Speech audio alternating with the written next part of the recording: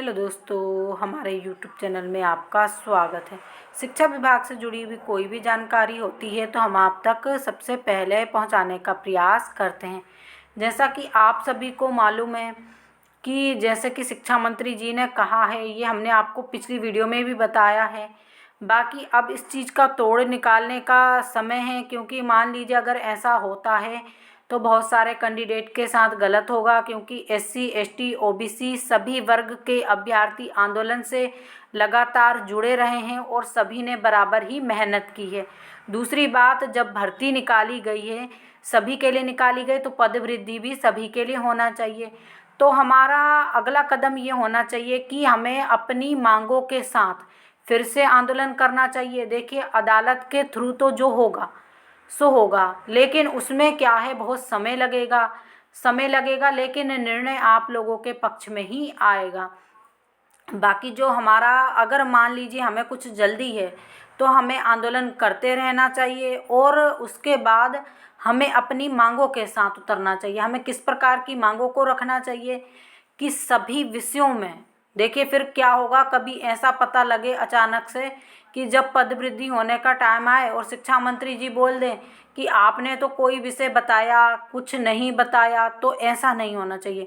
हमारी मांगे कुछ इस प्रकार से होनी चाहिए कि सभी विषयों में और सभी कैटेगरियों में या सभी वर्गों में पद वृद्धि हो, इस प्रकार के नारे भी हम लोगों को लगाना चाहिए। और इस प्रकार की मांगों के साथ हमें पद वृद्धि महाआंदोलन में उतरना चाहिए। और साथ में देखिए, पद वृद्धि होगी तो सेकंड काउंसलिंग तो अपने आप ही होगी। तो पद वृद्धि महाआंदोलन में जब हम उतरें तो अपनी कुछ मांगों को, यानी एक बैनर बनाना चाहिए और अपनी मांगों को उस पर लिखकर रखना चाहिए, ताकि सरकार को भी पता चले हमारी मांगे क्या हैं। पद वृद्धि तो हो, लेकिन सभी वर्गों के लिए हो और सभी विषयों में हो, ये भी हमारा उसमें होना चाहिए। और दूसरी बात क्या है कि अगर मान लीजिए सेकंड काउंसलिंग के बाद पद बचते हैं, तब थर्ड काउंसलिंग भी होना चाहिए, क्योंकि नीचे के जितने अभ्यर्थी हैं, चाहे उनके अंक कम हो, उनको भी मौका मिलना चाहिए। कहीं ना कहीं वो जो बहुत कम जिनके अंक हैं, यानी बहुत कम अंक तो नहीं कहेंगे, जो 50 के ऊपर होंगे, 60 और 65, 55 इस प्रकार के अंक वाले अभ्यर्थी भी हैं, वो सभी आंदोलन में भी आते हैं और बराबर आंदोलन में शुरू से उन्होंने भाग लिया है। अब क्या है, देखिए, पद वृद्धि महाआंदोलन होते होते बहुत समय लग गया है, 2-3 साल हो गए हैं और अभ्यर्थियों ने आना बंद कर दिया है। बाकी शुरू में जब आंदोलन होता था तो अच्छी खासी संख्या रहती थी, बहुत सारे अभ्यर्थी आते थे।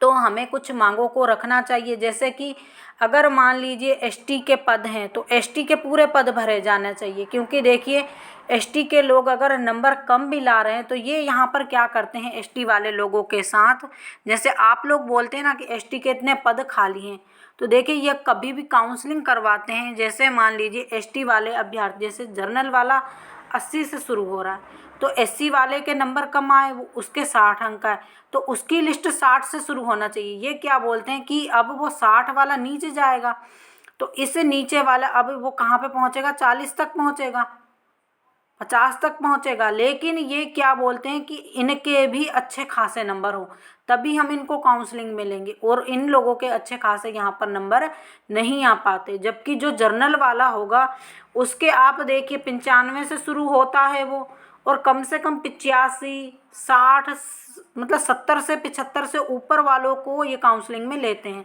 तो इस प्रकार ना कर कर अगर पद बचते हैं और अभ्यर्थियों के चाहे कम से कम अंक हों, तब भी इनको लिया जाए। इस प्रकार की मांगों के साथ हम लोगों को उतरना चाहिए, ताकि कोई भी पद ना बचे और अगली भर्ती में जो नए अभ्यर्थी आए उनको मौका मिले।